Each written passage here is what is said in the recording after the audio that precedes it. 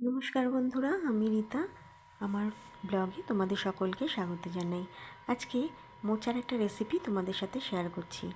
যারা রেসিপিটা জানো তারা তো জানোই, আর যারা জানো না তারা দেখে নাও, দারুণ লাগে আর খেতেও সুস্বাদু হয়। তো চলো আজকে রেসিপিটা দেখে নেওয়া যাক। মোচাটা প্রথমে আমি কেটে নিয়ে ভালো করে ধুয়ে নিয়েছিলাম। তারপরে প্রেসারে দিয়ে সামান্য নুন, হলুদ আর জল দিয়ে সেদ্ধ বসিয়ে দিয়েছি। অন্যদিকে নুন হলুদ দিয়ে সামান্য চিংড়ি মাছ ভেজে নিলাম। এরপরে আমি একটা মশলা তৈরি করে নিচ্ছি।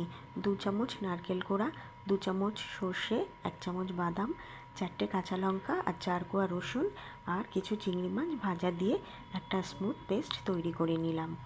বন্ধুরা, মোচাটা ঠান্ডা হওয়ার পরে আমি ভালো করে চটকে একদম জল ছেঁকে নিয়েছিলাম, যাতে একদম শুকনো হয়ে যায়। তারপরে মোচাটা নিয়ে পেস্ট করা মশলা, নুন, হলুদ, স্বাদ মতো চিনি আর সর্ষের তেল আর ধনেপাতা কুচি দিয়েছিলাম।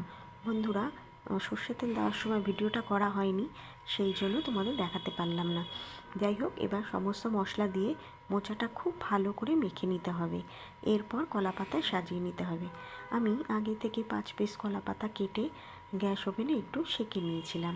কলা পাতাটা সেঁকে নিলে তাহলে ভেঙে যাওয়ার বা ছিঁড়ে যাওয়ার চান্স থাকে না।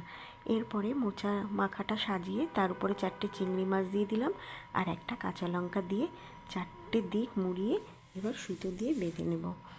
বন্ধুরা, আমার কাছে সুতো খুব কম ছিল, তাই 2টো মাত্রই আমি বাঁধতে পেরেছি। আর 3টে পাতুরি আমি টুথপিক দিয়ে গেঁথে নিয়েছি। তোমরা তো বাড়িতে পাতুরি করোই, তোমরা জানবেই যে টুথপিক দিয়ে পাতুরি গেঁথে নেওয়া যায়। তো যাই হোক, এইভাবে আমি 5 পিস মোচার পাতুরি রেডি করে নিয়েছি। এরপরে আমি ফ্রাইং প্যানে সামান্য সর্ষের তেল দিয়ে দেবো। এবার সর্ষের তেলটা গরম হয়ে গেলে পাতুরিগুলো একে একে ফ্রাইং প্যানের উপর সাজিয়ে দেব।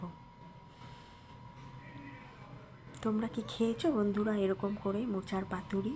দুর্দান্ত স্বাদ হয়, মানে এই এক পদ দিয়েই অনেকটা ভাত খাওয়া হয়ে যায়। তো যাই হোক, এবার আমি এই যে পাতুরিগুলো সাজিয়ে দিয়েছিলাম আর ঢাকা দিয়ে দিয়েছিলাম। এবার এক পিঠ হয়ে যাওয়ার পরে উল্টে দিয়ে আর এক পিঠ করে নিলাম। এই দেখো তোমরা, একদম রেডি মোচার পাতুরি। এবার আমি তোমাদের খুলে দেখাচ্ছি কতটা ডেলিশিয়াস আর কতটা মানে খেতে সুন্দর হয়েছে আর দেখতেও সুন্দর হয়েছে।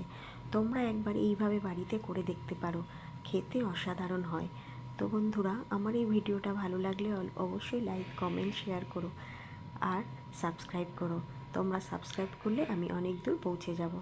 তো আজকের জন্য টাটা। কালকে আবার অন্য কোনো ভিডিও নিয়ে তোমাদের সাথে দেখা হবে।